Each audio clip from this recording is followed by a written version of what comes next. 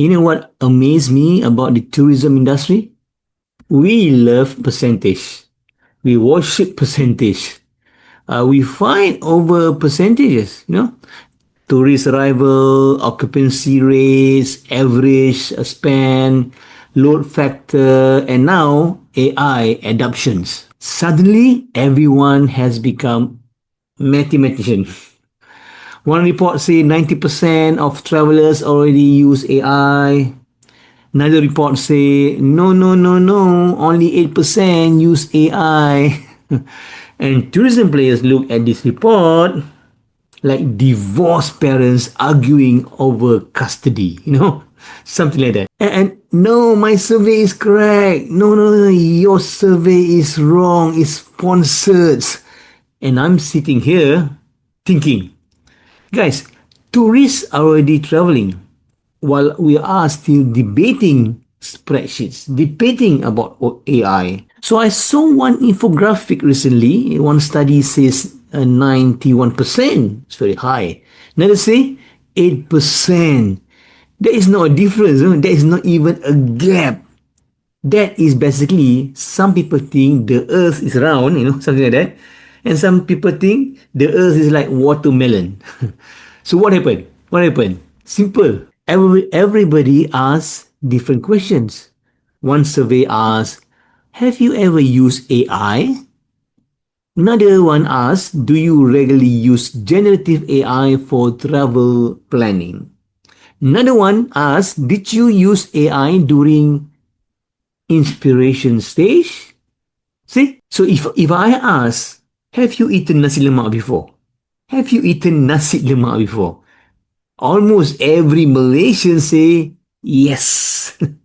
But if I ask, do you eat nasi lemak every day? Suddenly your cardiologist doctor enter the conversations. The questions matters, So tourism players sometimes say AI adoption is still low. Don't worry about it. Don't worry, Maybe, but let me ask you something. So when online booking first appeared, remember that? How many hotels believe it?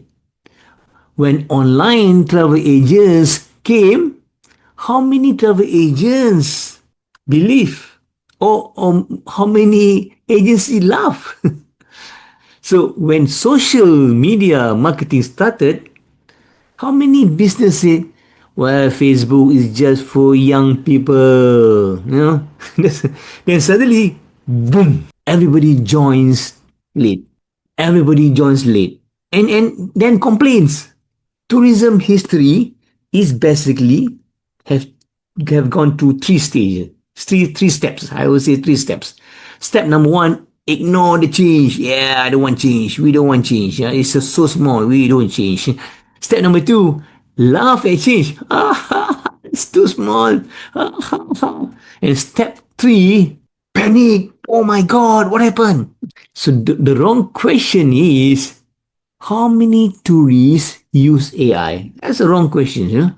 The better question you should ask, if tourists ask AI, will AI recommend me? That's a real question. So imagine this, a tourist from LA asks, what are authentic experiences in Lenggong? Lenggong.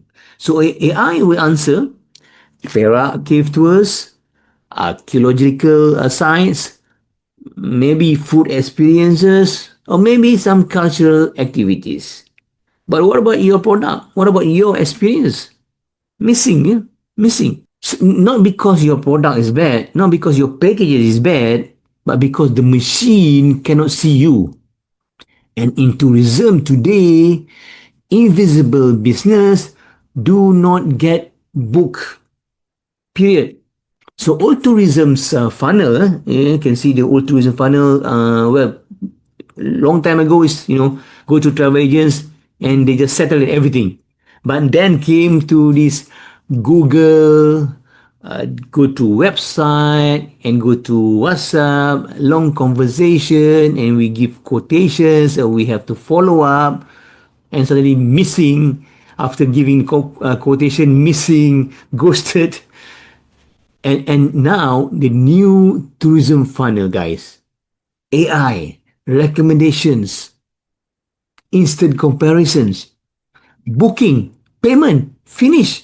Voila! And tourists increasingly want fewer clicks, less frictions, smooth booking, less waiting. And machines are becoming like what? Travel assistants. They are the travel assistants. Not because humans disappear, humans still there, the travel agent is still there, because humans became impatient. Now, here's the funny part.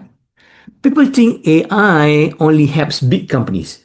All these, these big companies, guys, big boys punya game.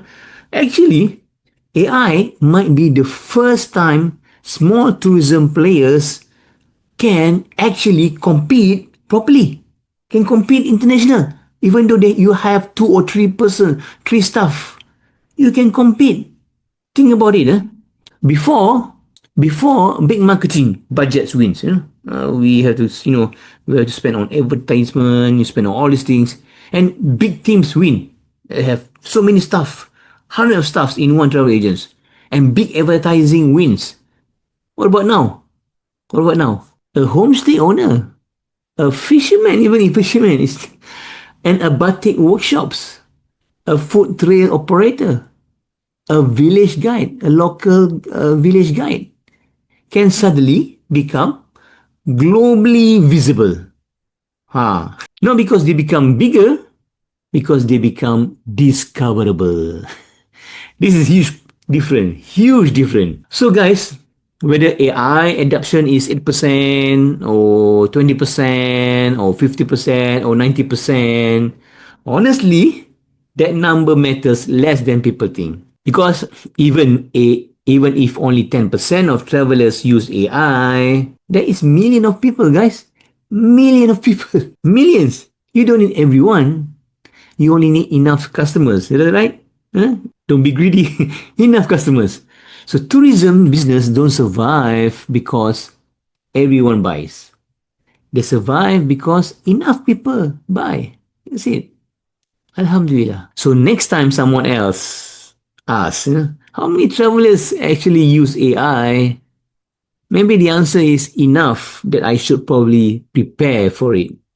Because the future winners in tourism may not be the biggest, may not be the cheapest, or even the oldest, the pioneer. It might simply be the most visible. And if AI cannot find you, well, tourists may never know you exist. This is Uzaidi Udanis from Your Inbound Matters. Inbound tourism is no longer about destinations. It is about discoverability. So see you in the next episode.